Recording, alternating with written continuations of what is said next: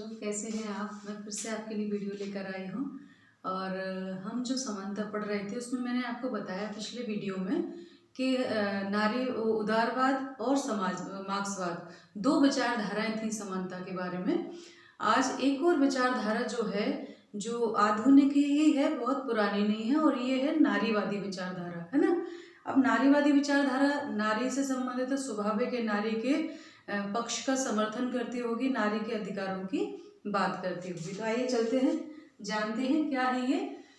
तो सबसे पहले हम देखें कि जो नारीवाद है, नारीवाद स्त्री पुरुष के समान अधिकारों का पक्ष लेने वाला राजनीतिक सिद्धांत है। अर्थात ये समझते हैं कि जो स्त्री और पुरुष हैं वो दोनों समान हैं, तो दोनों के साथ समान व्यवहार होना चाहिए और उनको समान अवसर मिलना चाहिए। ठीक है। अगला जो है, इसी क्रम में हम बढ़ते हैं कि वे स्त्री पुरुष कौन नारीवादी कौन माने जाते हैं। वे स्त्री पुरुष नारीवादी कहलाते हैं जो मानते हैं कि स्त्री पुरुष के बीच की असमानताएं ना तो नैसर्गिक हैं और ना ही आवश्यक, है ना। ना तो ये नैसर्गिक हैं और ना ही ये आवश्यक हैं। ठीक है।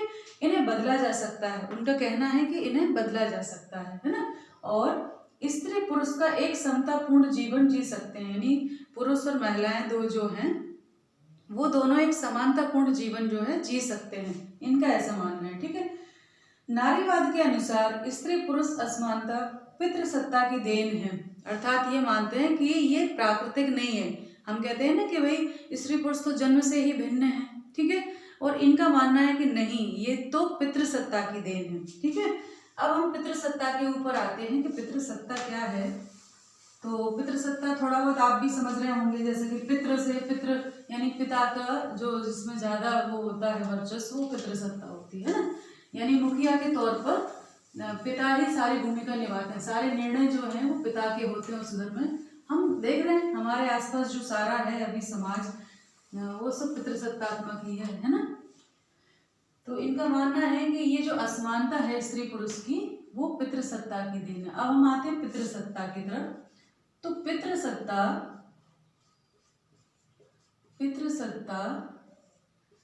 एक ऐसी सामाजिक व सांस्कृतिक व्यवस्था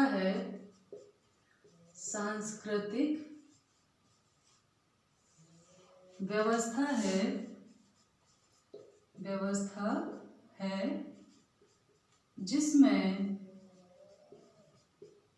जिसमें पुरुषों की प्रधानता होती है,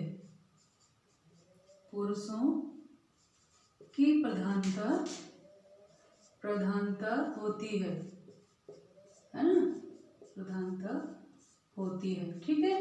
तो ये कह रहे हैं कि जो ये वर्तमान में हम देख रहे हैं स्त्री पुरुष में जो असमानताएं पैदा की गई हैं कि ये जन्म से प्रकृति से ही भिन्न है, तो उनका कहना है कि प्राकृतिक नहीं है बल्कि ये पितृसत्ता की देन है। ठीक है। और ये मानता है कि व्यवस्था की देन है जिसमें पुरुषों की प्रधानता होती है, और यह मानता है पितृसत्तात्मक सिद्धांत है, और यह मानता है कि महिलाएं या स्त्रियां, ठीक है, स्त्रियां जन्म से ही पुरुषों से भिन्न होती हैं,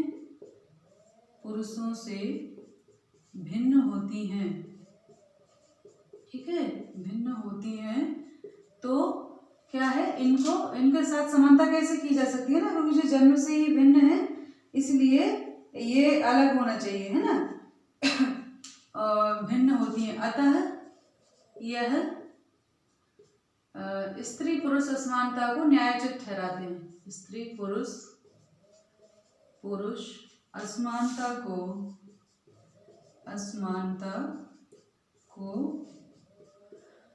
उचित ठहराते हैं। ठीक है, ठहराते हैं। अब ये जो नारीवादी आंदोलन है, नारीवाद जो विचारधारा है, वो कहती है कि ठीक है, जैविक आधार पर तो स्त्री पुरुष भिन्न होते हैं, लेकिन जो जेंडर वाइज डिवाइड किया गया वो समाज की देन है। तो आगे हम बढ़ते हैं। नारीवादी कहते हैं नारीवादी कहते हैं कि जो स्त्री पुरुष असमानता है, यानी जो भिन्नता है वो अलग अलग है ना। ये कहते हैं कि समाज में जो है स्त्री पुरुष के बीच सामाजिक भूमिका के विभेद के बीच अंतर करने का जो आग्रह करती है पुरुष सत्ता, उसके ये विरोध में, ठीक है। और जैविक या लिंग प्राकृतिक और जन्मजात होता है। नारीवादी कहते हैं कि जैविक या जो हम कहें कि नैसर्गिक है ना, जैविक या प्राकृतिक, जैविक भेद है ना, जैविक या लिंग भेद, जैसे कोई महिला है या पुरुष है, जैविक या लिंग भेद क्या होता है, प्राकृतिक होता है ना, प्राकृतिक होता है। लेकिन ठीक है, परंतु जो समाज में ये पैदा करते हैं जेंडर वाइज जो होता है ना, जबकि लैंगिकता जो है समाज की देन है। इनका कहना है कि लैंगिकता या जेंडर है ना, जेंडर ये क्या है, समाज की देन है, समाज की देन है, ठीक है। और ये कहते हैं कि भाई ठीक है, स्त्री पुरुष जो है प्रकृति ने दोनों को भिन्न बनाया है, दोनों भिन्न है, ठीक। तो इनने बहुत बारीक लाइन बताई है कि जैविक या लिंग भेद, यानी स्त्री या पुरुष पैदा होते हैं स्वभाव से, ठीक है, प्रकृति से पैदा होते हैं, या तो कोई स्त्री होती है या पुरुष होता है। लेकिन इनके बीच जो असमानता है, इनकी जो भूमिका समाज में तय की है, वो किसने की है, समाज ने तय की है। तो ये पैदा तो ये हुए थे, लेकिन ये जरूरी नहीं है कि दोनों में ये भेद हो। मतलब ये किसने कहते हैं, वर्ग विभाजन किसने किया, ठीक है, काम का जो विभाजन किया है, कार्य विभाजन, वो किसने किया, वो तो समाज ने किया, ठीक है। इसको ये और आगे बढ़ाते हैं, ये कहते हैं कि जीव विज्ञान का जो सिद्धांत है, नारीवादियों का मानना है, नारीवादियों का मानना है कि जीव विज्ञान का यह सिद्धांत, जीव विज्ञान का यह सिद्धांत कि केवल स्त्रियां ही गर्भ धारण कर बालक को जन्म दे सकती हैं,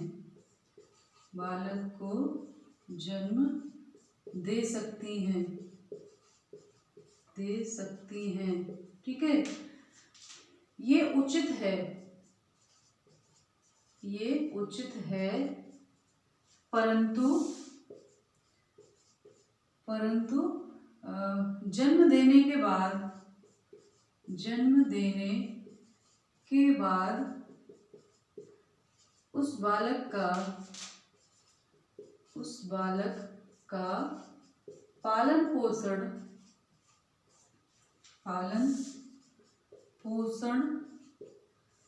स्त्री ही करेगी। ये समाजजन्य है, ठीक है, समाजजन्य है।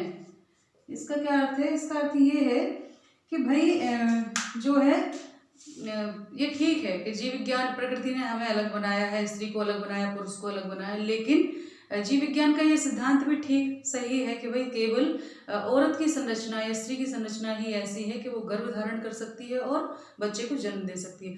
लेकिन जन्म देने के बाद ये कहाँ लिखा है कि केवल वही उसकी देखरेख करेगी, पुरुष नहीं कर सकता, पिता नहीं कर सकता माँ के अलावा। तो ये किसने करा है, ये समाज ने निर्धारित किया है। तो ये विभेद जो है वो समाजजन्य है, उनका ये मानना है। और उनका कहना है कि ये निर्धारण सिर्फ पुरुषों ने ही किया है, जो पुरुष प्रधान पितृसत्ता थी उसने निर्धारण किया कि भाई महिलाएं जो है वो घरेलू काम करेंगी, पुरुष जो है बाहर जाके काम करेंगे, है ना। तो ये भी निर्धारण समाज के द्वारा किया गया है, पितृसत्ता के द्वारा किया गया है। और आज जो है वर्तमान में देखो स्त्रियां जो हैं वो बाहर भी काम कर रही हैं, घर में भी काम कर रही हैं, लेकिन उसके बाद वो सार्वजनिक और बाहरी क्षेत्रों में काम कर रहे हैं, इसके बावजूद घरेलू कामों की जिम्मेदारी उनके ऊपर आज भी है। ठीक है, तो इसको वो क्या कहते हैं, दोहरी मार।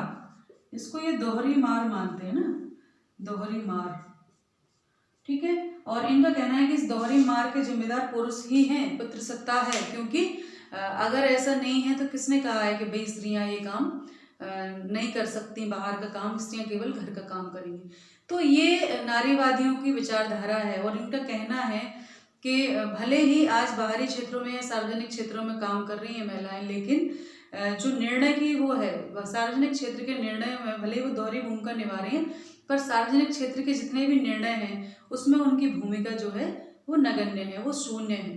तो ये स्त्री के अधिकारों की बात करते हैं कि उनको भी पुरुष के बराबर मानना चाहिए, और ये जन्मजात भिन्नता को नहीं मानते। कहते ठीक है, संरचना अलग है, औरत या मर्द के रूप में पैदा हुए हैं, लेकिन उनके काम डिसाइड करना कि कौन क्या करेगा ये समाज ने किया है, पितृसत्तात्मक समाज ने किया है।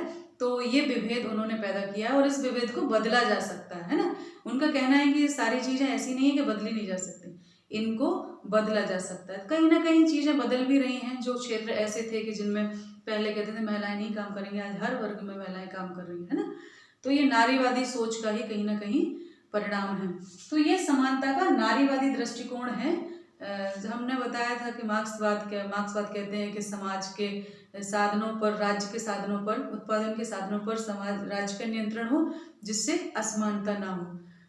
उदारवाद कहता है कि निजी हाथों में छोड़ देनी चाहिए। ठीक है, नारीवादी समानता की, ये आर्थिक समानता, चूंकि आर्थिक समानता भी इससे जुड़ी हुई है कि भाई महिलाओं को पहले, अभी तो फिर भी ठीक है, आज भी कहीं कहीं होता है कि कम मजदूरी, समान कार्य के लिए कम वेतन दिया जाता है ना, विभेद किया जाता है उनके साथ, उनको महत्वपूर्ण पदों पर जाने से रोका जाता है, भले ही वो योग्यता धारण करती हैं फिर भी, है ना, और उनको महत्वपूर्ण जिम्मेदारियां देने से बचा जाता है। इवन कई संस्थाओं में अगर वो कार्यरत भी हैं तो भी अगर महिला और पुरुष दो हैं तो पुरुष पर विश्वास जताया जाता है कि नहीं, इनको ये काम दो, भले ही वो क्षमता में कम हो, है ना। तो ये विभेद तो है और ये कहीं ना कहीं समाजजन्य है, क्योंकि आज नारियों ने सब जगह ये सिद्ध किया है कि वो हर क्षेत्र में अच्छे से काम कर रही है। तो ये वाला वीडियो यहीं समाप्त करती हूँ। अगले वीडियो में मैं आपसे फिर मिलूंगी इसकी अगली कड़ी में, और उम्मीद करती हूँ समानता के जो सिद्धांत हैं, जो आयाम हैं, जो अवधारणा है, वो आपको स्पष्ट करने में मैं आपकी मदद कर पा रही हूँ।